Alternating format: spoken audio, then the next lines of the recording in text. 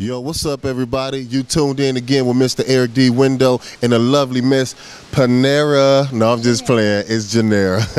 I've been messing with her all night. And check it out. You chilling with BigAEntertainment and Town Crier. And tonight, we got a big special treat for y'all. So I need you to go get some popcorn if you're watching, because we got some special guests that's going to make you jump out your seat, move your feet, and move to the beat, if you know what I'm saying. So get ready for something special. We about to make it go down. Sit down and prepare for the ride, baby.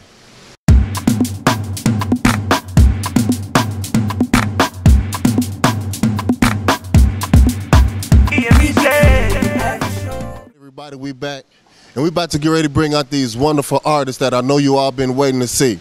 Now, every time these guys' names is mentioned, see, before I even get to it, she starts smiling. We're going to introduce them and bring them up here so you can talk to them, but we're going to let her introduce them because I want to see how she going to respond when she introduces them. Here you go. All right, ladies, we do have Banky W in the building, and we have Rotimi in the building. Very, very hot. All right.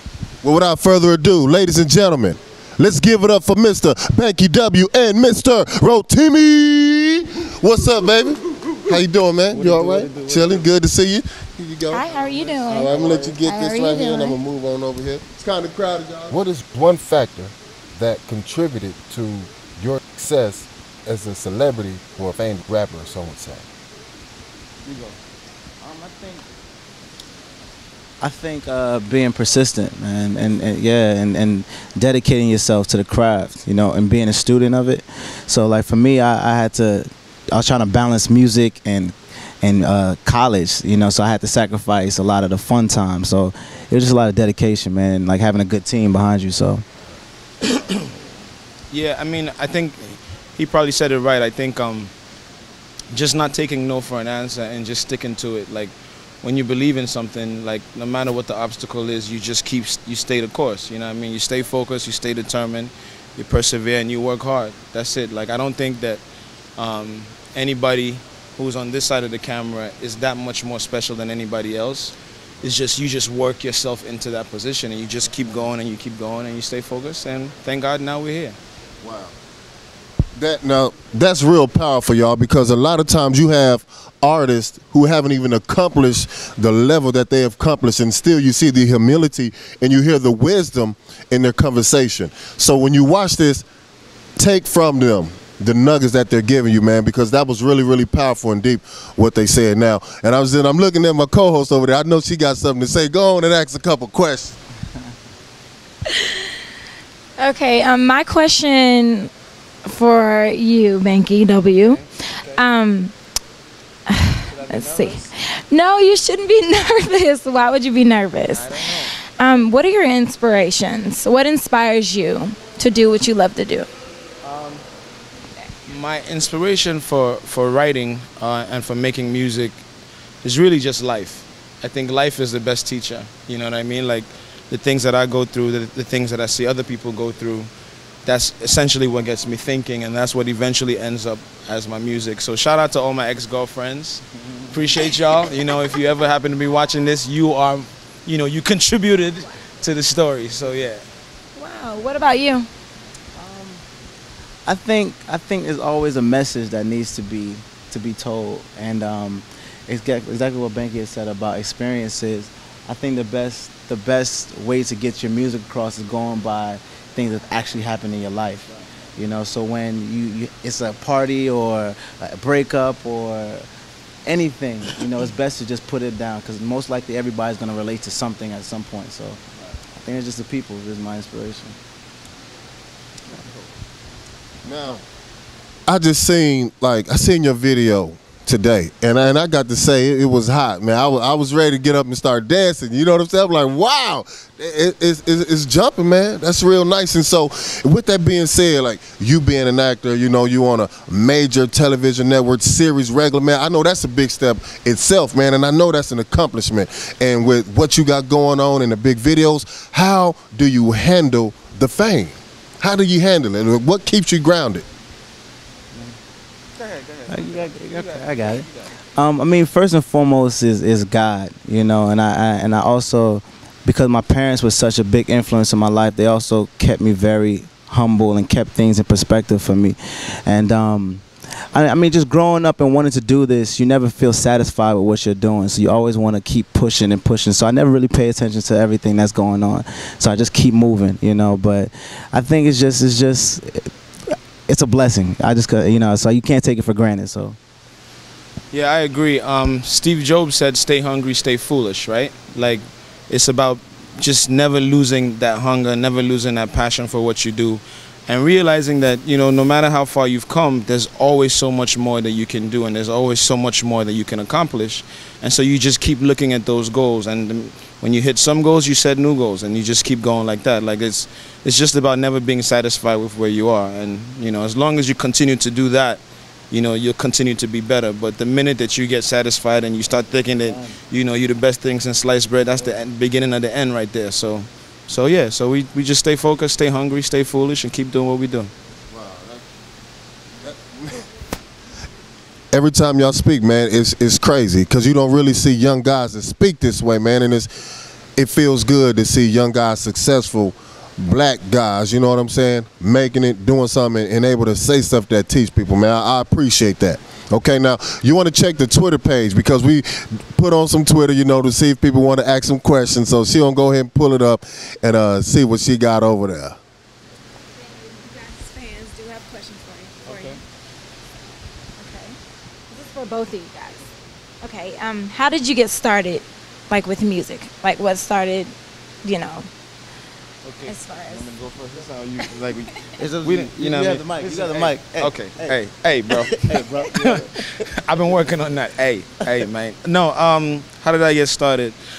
I've been singing since I was a kid, really. Like, growing up singing in church. I think every person in music started from the church, right? From the church. So I started in the choir in church and in school, and I was just always involved in music, like, while I was growing up.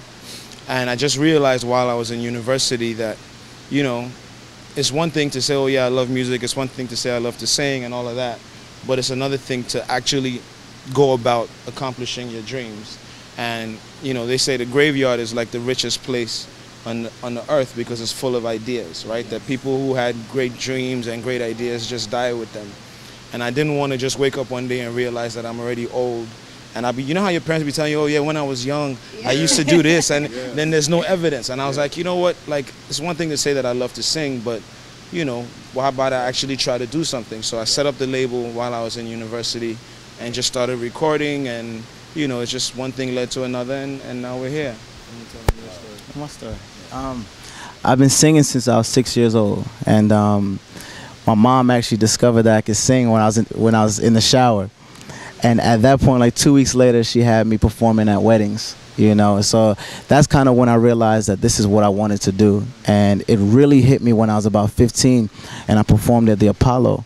And the Apollo Theater in New York, you know, that's where, like, every legend has performed. So if you can hold your own on that, then, you know, it's something, you know. And I did pretty well. I came first. And that's when I realized that this is, like, my calling. And I just studied and I studied, and yeah, we're here now. So it's a blessing. Yeah. She's looking up another question. Actual question. Okay. So, with all the performances, like you just spoke, saying you've been singing since you were a kid, do you still find yourself getting nervous right before you hit the stage, or is it like normal, like, hey, it's like going to sleep, about to make me some cereal, you know, and just relax, watch some TV? You know what I'm saying? Like, do you still find your heartbeat beating fast at that moment till you hear them screams and everything? How does that feel, and what do you feel at that moment? I mean, for me, I always get nervous before. I mean, you're confident, but there's always that feeling of you don't know any of these people. You know, they're new to you, and you know, so it's like you have to deliver every time. So I think, like, that makes you perform better, because that energy is so electric, you know. It's like adrenaline. So you instead of getting scared, you get, you know, excited about it. So that's how I feel for me. I think excited is the key, you know. Like, I mean, it's a blessing to be able to do music for a living, or to, you know, entertain for a living. And so every time that you go on stage, it's another chance to connect with fans and connect with people and share your story. And so I think probably a little bit more excited than nervous. Like, it's just, ooh, we get to go on stage, we get to do this again. Like, I don't know many people that like going to work every day, you know what I mean? Like, I love my job, you know what I mean? So every time I get a chance to do it, I mean, it's a blessing all over again. It's brand new every time. So. We're going to take one more question. One more question. We know y'all got to get ready to rock the show. You know, so we ain't going to put along y'all. Okay. The next question is, what are 3 things you can't live without? I go first? Banky goes first. Music. Music, definitely. My family. And I don't know what the third. God, that would be the third thing. Yeah. Good answer. Don't be trying to steal my answers, boy. You better say yours, and you can't repeat what I said. No, I'm just playing. For me, I'd say definitely music, and I definitely say God as well, and family. So you can't go with Yeah. you know, outside of that, you know. Yeah. All right, and there you have it, folks. You heard it from the great, the magnificent, the awesome Mr. Rotimi and Mr. Banky W. Let's give it to him now. Do you have a Twitter that you want people to follow, Facebook or something like that? Let's go and give it to him, and we can close on up out of here. It's your boy Rotimi. You can follow me at Rotimi, R-O-T-I-M-I, Facebook /Rotimi1. Yep. And on Twitter, my name is Banky W, B-A-N-K-Y-W. On Facebook, I'm Banky W Online. That's it. All right, sounds good. Thank you for tuning in again. This is a Big A production, also Town Crier, baby. We're doing it again. We're doing it big 2012. Look out for these cats because it's going down. Peace.